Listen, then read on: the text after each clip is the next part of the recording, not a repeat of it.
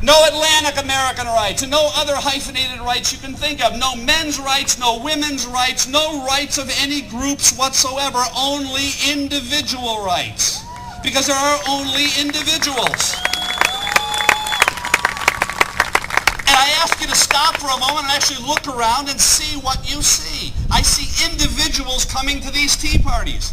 Isn't it interesting that the mainstream media and critics who even bothered to note the existence of these tea parties are claiming that this is all some kind of a manufactured event. I heard one saying that this was all financed by billionaires, from the top down, or financed. If that's the case, please let me know where they are, because I'd like to get my hands on this $1 billion. I drove 3 hours one way to get here and slept on somebody's sofa last night, to do this. That's not the case. You see, they don't even recognize the existence of the individual. They don't even recognize the possibility that people might be enthused about understanding the idea of liberty and might get in their cars as individuals and drive hours to a rally such as this to understand this idea. In their world, the individual doesn't even exist. I should say in their mind, the individual doesn't even exist. But individual rights are the rights of individuals who act under their own energy, with their own minds, to make their own judgments, to run their own lives. And the purpose of government is to protect their rights to do so.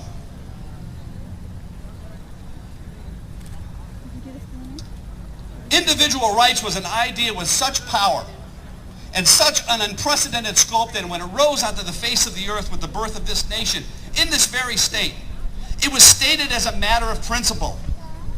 You notice that when the people fighting for rights did so, they did not compromise on that issue. Patrick Henry did not say, give me liberty, or give me a 2% reduction in the state sales tax. He did not say, give me liberty, or let me set 3 rows from the back of the bus. He didn't say, give me liberty, or allow a public option of health care, but let me still buy some private insurance if it still exists afterwards. He didn't say, give me liberty, but let the IRS still exist, only cut the number of agents. He said, give me liberty or give me death. Right in this state. And the message here, so that this is perfectly clear, because I, above all things, want to be clear today, the message here is to the Republican politicians who continue to compromise on this issue. The message is to the 7 Republican congressmen who voted for the cap-and-trade swindle, and let's vote them out of office so that a cause and effect relationship goes back to all Republicans on this issue. Let the message go to all, just say no to the cap-and-trade traders, says the sign, and I agree with it.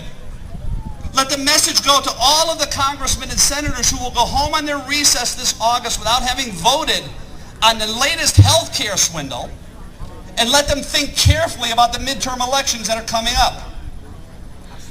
Because compromise is not the way to end the route to statism. It is not the way to end the path that we are on this road to dictatorship. The fact is that over the past 3 generations, a terrible, horrific cancer has implanted itself in our society. A horrific cancer has implanted itself in our political institutions. It has implanted itself in our minds and in the minds of our children. It was implanted by a group of intellectuals, starting with some ivory tower philosophers, and spread through our educational institutions and through our body politic. And the first symptom of that cancer is a corruption of the concept of individual rights. The concept of individual rights means the rights to act. It is not a right to anything, but a right to act. The right to life, liberty, the pursuit of happiness, and the right to keep one's own property. This concept of rights has been corrupted in our own day.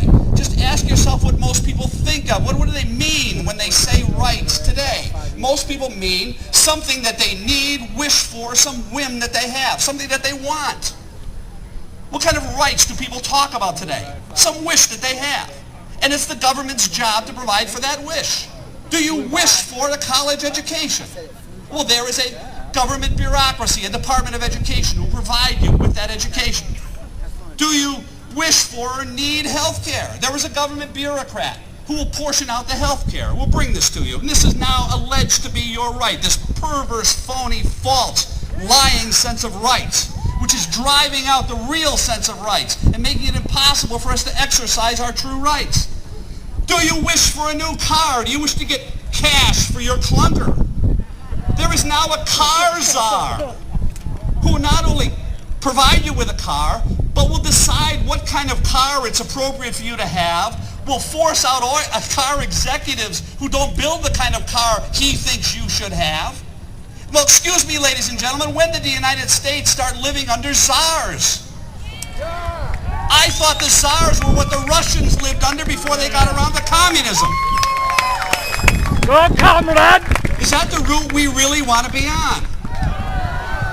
And this cancer has arisen among us because of this perverse concept of rights. This cancer that has replaced the legitimate sense of rights with this perverse sense.